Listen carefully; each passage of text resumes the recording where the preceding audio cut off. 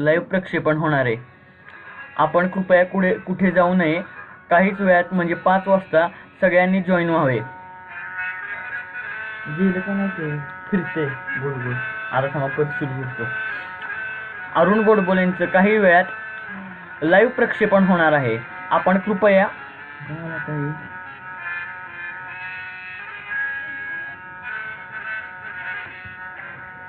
एक मिनिट.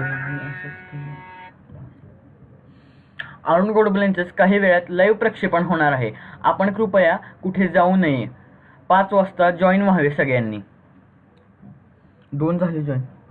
या बोला बस.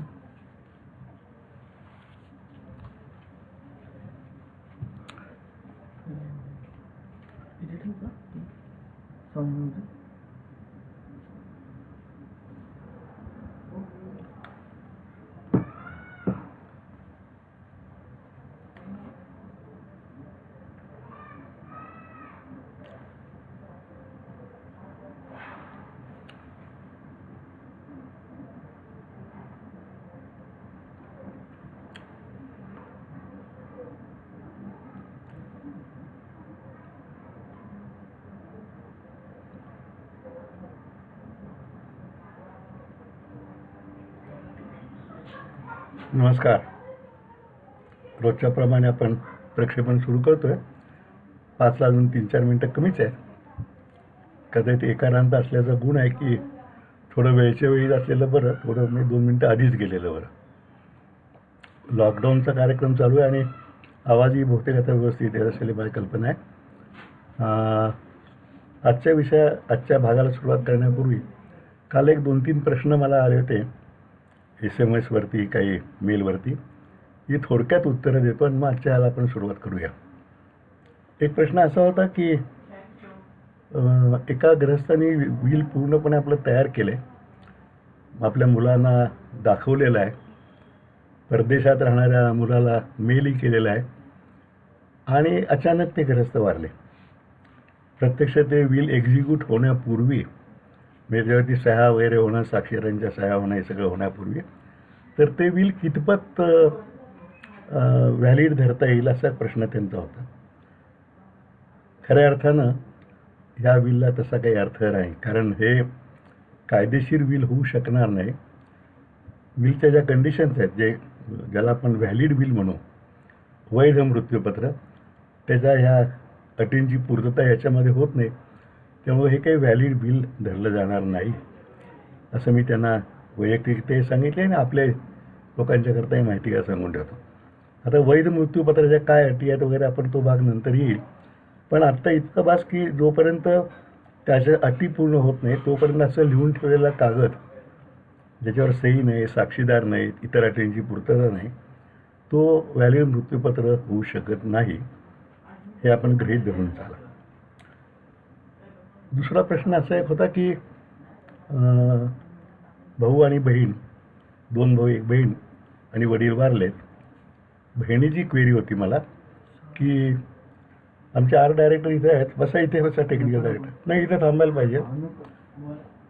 बहिणीची क्वेरी अशी होती की धाकटा भाऊ पूर्वी म्हणायचं की वडिलांनी आपलं व्हील करून ठेवलेलं आहे आणि त्याप्रमाणे सगळ्यांना व्यवस्थित दिलेलं आहे, पण वडील गेले आणि आता तो म्हणतोय की हे व्हील काही नाहीच आहे, वडिलांनी काही केलेलं नव्हतं. आता मी काय करू? आता जोपर्यंत तुमच्या हातामध्ये प्रत्यक्ष व्हील, मृत्यूपत्र किंवा त्याची काही प्रत आहे ती नाही, तोपर्यंत तुम्ही व्हील आहे असं कशाच्या आधारे म्हणणार? त्याकरता व्हील केल्यानंतर ते कसं ठेवावं, त्याच्या काय प्रतिकार हव्यात, हाही भाग आपण नंतर येईल. पण आत्ता ते जे प्रश्न करतायत त्यांना काही तसा आधार नाही की आपण व्हील आहे कशाच्या आधारे म्हणणार. कुठेतरी तुम्हाला ते सादर करायला लागेल ना कुठलाही प्रश्न आला तर. त्यामुळं त्यांच्या हातामध्ये आता दुसरं काही नाही आणि आपण त्या भागाकडे आता आज उद्या परवामध्ये केव्हा तरी येऊ. आता प्रश्न एक असा आहे की आपण काल विचार केला की मृत्यूपत्रकाची गरज काय, हा विचार आपण काल सविस्तररित्या केला आणि ती गरज पडली तर प्रश्न असा येतो पुढचा, ज्याचा आपण आज विचार करणार आहे की मृत्यूपत्र कोण करू शकतो. आता मृत्यूपत्र करायचं म्हणजे ज्याच्याकडे काहीतरी मालमत्ता आहे त्याला मृत्यूपत्र करायचे कारण आहे. ज्याच्याकडे मालमत्ताच काही नाही, त्याला काही कारण नाही, पण मालमत्ता असणारा प्रत्येकजण मृत्यूपत्र करू शकतो का? तर ह्याला कायद्यामध्ये त्यांनी व्याख्या दिली आहे की who can make a will, मृत्यूपत्र कोण करू शकतो.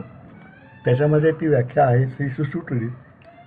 तर तिने असं म्हणलं की any person who is a major with a sound mind, म्हणजे तो सज्ञान आहे आणि मनाने सक्षम आहे असा कुठलाही माणूस मृत्यूपत्र करू शकतो. सज्ञान म्हणजे काय? आपल्या कायद्याप्रमाणे सज्ञान याचा अर्थ ज्याला 18 वर्ष पूर्ण झालेली आहेत त्याला आपण कायद्याने सज्ञान म्हणतो. 17 वर्ष आणि 11 महिने आणि 29 दिवस झाले असले तरी तो सज्ञान होत नाही. ज्या दिवशी 18 वर्ष पूर्ण होतील त्या दिवशी तो मनुष्य सज्ञान होतो असा कायदा आहे. त्यामुळं अज्ञानाने जर मृत्यूपत्र करून ठेवलं तर त्याला कायदेशीर काही अर्थ राहत नाही. मात्र या 18 वर्षाच्या अटीला दुसरा एक पैलू आहे की जर एखाद्या अज्ञानाकरता कोर्ट ऑफ वॉर्स, म्हणजे अज्ञानाच्या मालमत्तेची काळजी घ्यायला जर कुणी कोर्ट ऑफ वॉर्सचे पालक नेमले असले किंवा कोर्ट ऑफ वॉर्स नेमले असले तर त्यावेळेला अशा माणसाला मात्र असं जे मूल असेल अज्ञान त्याला 18व्या वर्षी संज्ञान झालं असं म्हणता येणार नाही. त्याला 21 वर्ष पूर्ण झाल्यानंतर संज्ञान गृहीत धरता येतं. आपल्याला अनेक हिंदी सिनेमामधले डायलॉग आठवत असतील, अमरीश पुरीचे वगैरे सीन असायचे की अभी ये बेटा मेजर होने वाला है, उसके पहिले उसका काय त्याला म्हणायचं निकाल लावायला पाहिजे वगैरे. तर त्यामुळं तो संज्ञान झाल्यानंतर हा 21 वर्ष त्याला लागतात, इतर वेळेला 18 वर्ष पुरतात. त्याशिवाय आणखीन एक त्याला ज्या एक्सप्लेनेशन्स आहेत 4 त्यामध्ये उल्लेख केला आहे की विवाहित स्त्रीसुद्धा तिच्या जी मालमत्ता ती स्वतः आपल्या हयातीमध्ये कुणालाही देऊ शकते, तिचं मृत्यूपत्र करू शकते. खरं तर हे वेगळा उल्लेख करायचं कारण नाही, कारण अशा आपण समानतेच्या वातावरणात काळात आहे, पण तरी असा उल्लेख त्यात आहे कायद्यामध्ये.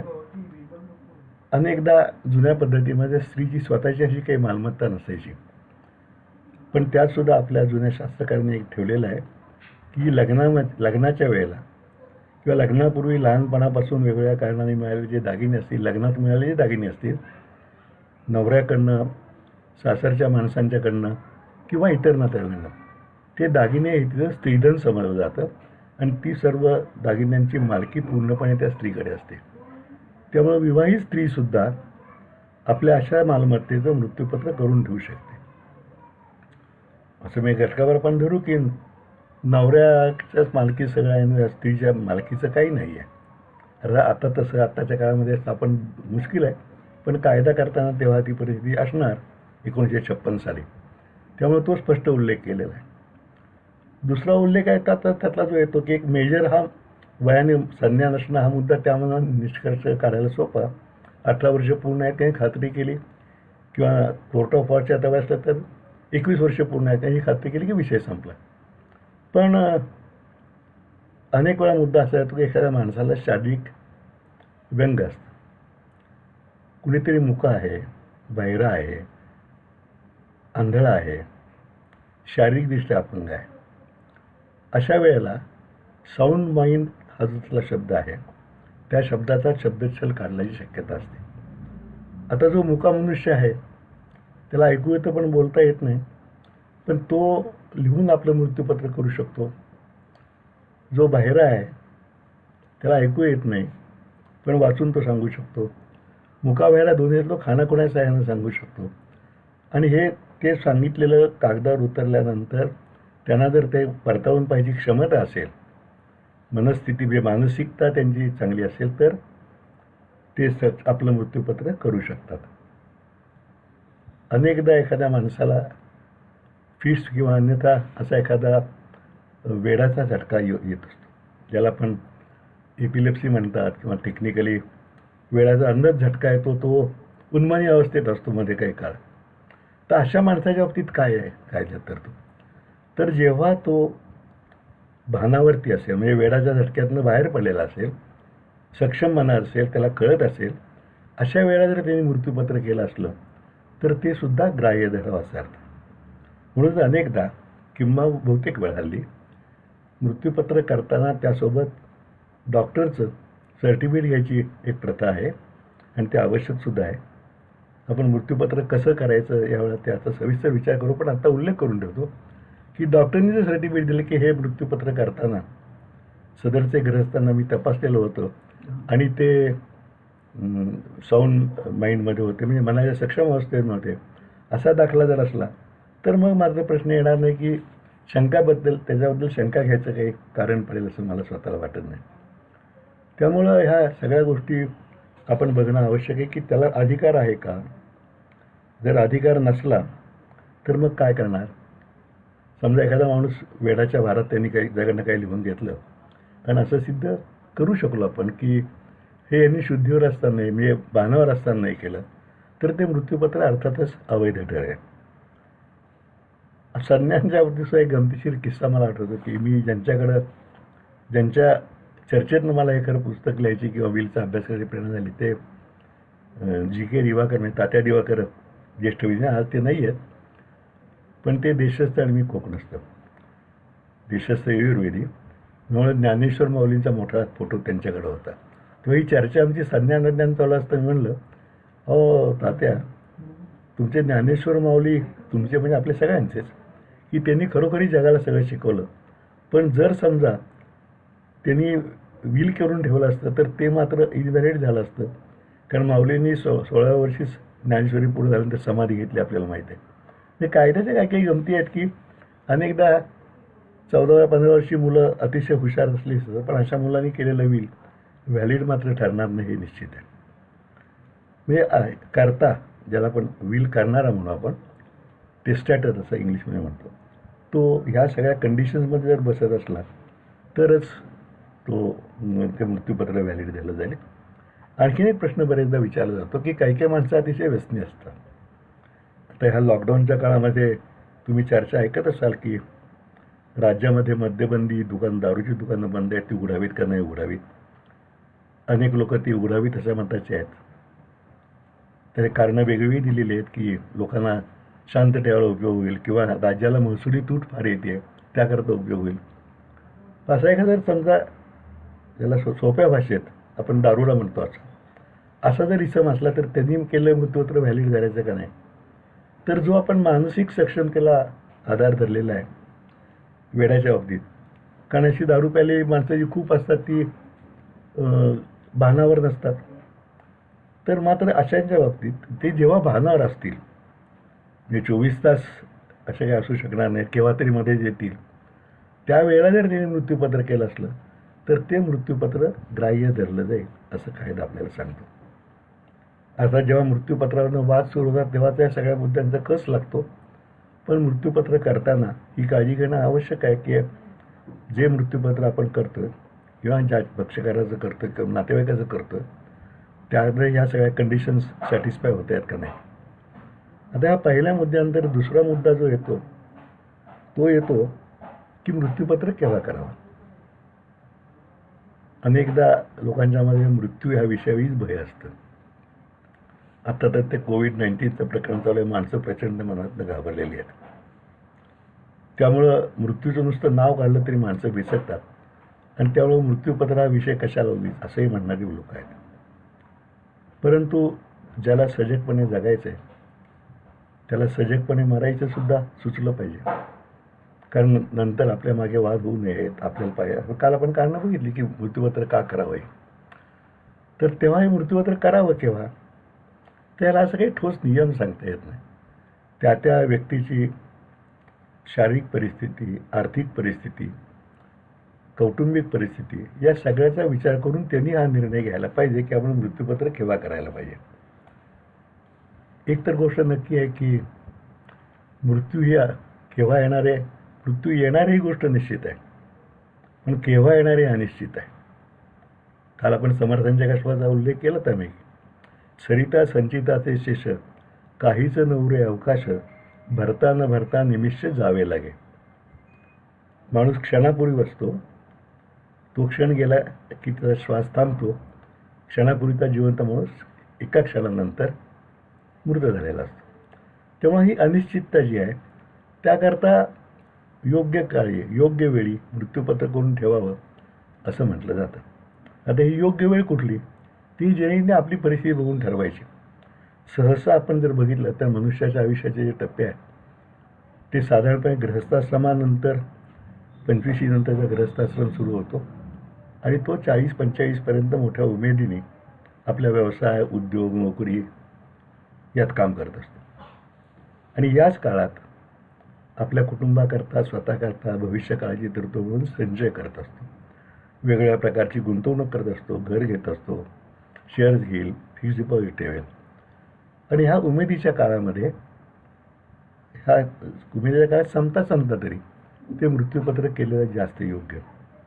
म्हणजे रफली असं म्हणता येईल की 40-50 आसपास हा विचार करून मृत्यूपत्र केलं योग्य. आज तर खरं अनेक सर्व्हेज असं सांगतात की आयुष्य इतकं वेगाचं झालेलं आहे, इतकं स्पर्धेचं झालेलं आहे की हार्ट अटॅकनी मरण पावणाऱ्यांच्यामध्ये 25-50 वर्षाच्या वयामध्ये मृत्यू पावणाऱ्या तरुणांची संख्या जास्त आहे. कामाचा तणाव, अतिरिक्त काम, स्पर्धेचा ताणतणाव यामुळे कदाचित होत असेल.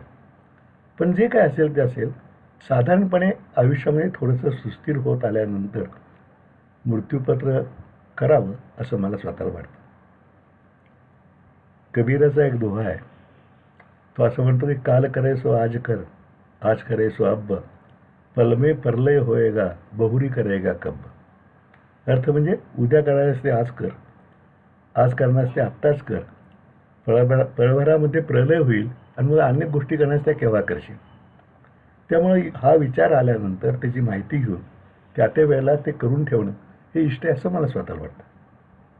असा ठोस नियम काहीच सांगता येणार नाही त्याला, कारण प्रत्येकाची परिस्थिती वेगळी असू शकते. आणि काही दुसरी गोष्ट काय आहे की आपल्या माणसाची क्षमता, विचार करण्याची शारीरिक क्षमता ही जसजसं आपलं वय वाढतं 60नंतर तशी त्याची कमी होत जाते. सोशिकता कमी होते, एखादी गोष्ट ठामपणे सांगायचा ठामपणा कमी होतो. आणि मग त्यामुळं त्यावेळेला जर हा निर्णय घ्यायची काही वेळेला मृत्यूपत्रासंबंधी तर खूप वेळा आपण इन्फ्लुएन्स्ड होऊ शकतो. कधी मनामध्ये आपली मुलं सांभाळतील का नाही भीती असू शकते, कधी आता कसं दुखवायचं मुलांना असं असू शकतं. म्हणजे ज्याला आपण म्हणतो की तटस्थ वृत्तीनं आपण चर्चा तर हा निर्णय घेऊ का नाही ही आपल्या मनामध्ये शंका निर्माण होते. त्यामुळे ते वय येण्यापूर्वी मृत्यूपत्र व्हावं, कारण जर त्या वयानंतर केलं तर कदाचित मृत्यूपत्राचा जो मूळ हेतू असेल त्यापासून ते मृत्यूपत्र वेगळं सुद्धा होऊ शकेल असं वाटतं. खरं तर हा विषय मृत्यूपत्र केव्हा करावं हा फार अवघड आहे. खूपदा आपण असं बघतो, म्हणजे माझ्या असं अनुभव आलं की अनेकदा आता आमच्याकडे काही इन्कम टॅक्स कन्सर्न असल्यामुळे जे पक्षकार असतात ते पिढी असतात, वडील असतात, पुढं मुलगा यायला लागतो. मग अशा वेळा मुलं येणारी म्हणायची की अहो तुम्ही म्हणताय विल बाबांचं झालं का नाही, पण आम्ही कसं काय विचारणार, असं म्हणणं म्हणजे चुकीचं आहे ना. तर त्यामुळे तुम्ही जरा काहीतरी आमच्या बाबांना सुचवा की मृत्यूपत्र करून ठेवा म्हणून. बरोबर आहे, ही गोष्ट विषय चर्चा करायचा अवघड आहे. मुलांनी असं म्हणलं तर वडिलांवर का माझ्या मरणाची ही पोरं वाट बघत बसलीत का. त्यामुळं हा ज्याचा त्यांनी पण योग्य वेळी निर्णय घ्यावा असं मला वाटतं. दुसरी गोष्ट अशी आहे की आपण एक निर्णय घेतला आत्ता, तर तो निर्णयामध्ये बदल करायचा असला तरीसुद्धा पुरेसा अवधी आपल्याला या वयात हाताशी असतो. म्हणजे 50-50 60-65पर्यंत आयुर्मर्यादा धरली तर 15 वर्ष पुढे विचारायला आपल्याला असतात. आपण आधीचा निर्णय घेऊन जे मृत्यूपत्र केलं असेल त्यामध्ये बदल करायचा किंवा ते रद्द करून नवीन करायचा हा सर्व अधिकार आपल्याजवळ असतो आणि आपल्या हाताशी मग पुरेसा अवधीही राहतो. त्यामुळं योग्य वेळी मृत्यूपत्र करावं ही ज्येष्ठांनी ठरवावं. अनेकदा आपण गप्पामध्ये आमचे वाह्यात मित्र आहेत, मी गंभीर स्वभावाचा मनुष्य नाही त्यामुळे मित्रमंडळी खूप आहेत. चर्चेमध्ये कबीरच्या वरील डोळ्याला उत्तर म्हणून काही मित्रांनी आमचा एक वेगळा दोहा काढलेला होता की आज करे सो कल कर, कल करे सो परसो, इतनी जल्दी क्या है जब जीना है बरसो. हे गप्पा मारलं वगैरे ठीक आहे, 2 मिनटं हसायलाही ठीक आहे, पण असं आपल्या हातात नाही आहे ना. बरसो जगायची इच्छा धरून आपण बरसो जगूही खात्री नाही आहे. त्यामुळे योग्य वेळी आपण स्वतःच या मृत्यूपत्र केव्हा करायचा निर्णय घ्यावा आणि त्याप्रमाणे त्या कारवाईला लागावं. जे अजून तरुण आहेत त्यांनी आपल्याला पुढे हा निर्णय योग्य वेळी घ्यायचा हे लक्षात ठेवावं. आणि जे वयस्कर आहेत आणि ज्यांनी हा निर्णय अजून घेतला नाही त्यांनी आता तरी आपण त्या मार्गाला जायला पाहिजे असा विचार करावा, असं मला स्वतःला त्यांच्या आणि त्यांच्या कुटुंबाच्या हिताकरता सुचवा असं वाटतंय. आज आपण हा तिसरा भाग इथे संपूया. मी काल सांगितलं त्याप्रमाणे काही लोक प्रश्न विचारत आहेत, त्यांची उत्तरं मी जे कार्यक्रमात होतील तशी देईन. अनेकदा प्रश्न अर्धवट असतो तर त्यांना मी ती विनंती केली होती की तुम्ही मला फोन करू शकता, ईमेलवरती हे करू शकता सविस्तर विचारल्याशिवाय, कारण पूर्ण माहितीवर काही सल्ला देणं किंवा उत्तर देणं असं चुकीचं असतं. तर मी माझा फोन नंबर आपल्याला परत एकदा सांगतो. माझा मोबाईल नंबर आहे 9822016299. रिपीट करतो 9822016299. आणि ईमेल आय डी आहे arun@godbole godbole009@gmail.com. पुन्हा सांगतो arun.godbole009@gmail.com. आपण ह्या मेलवरती आपल्या शंका किंवा फोन करायला तर सकाळी 10 ते 11 वेळेत या नंबरला फोनही करू शकता. हा फोनला किंवा मेलला दिलेलं उत्तर हा सल्ला मित्रत्वामध्ये असेल, त्याकरता काही फी आकारायचं आवश्यकता मला वाटत नाही. त्यामुळे आपण मोकळेपणाने विचारू शकता आणि मलाही तो सल्ला द्यायला आनंद होते. तेव्हा आज इथेच आपण थांबूया. उद्या संध्याकाळी 5 वाजता पुन्हा भेटूया. तोपर्यंत नमस्कार.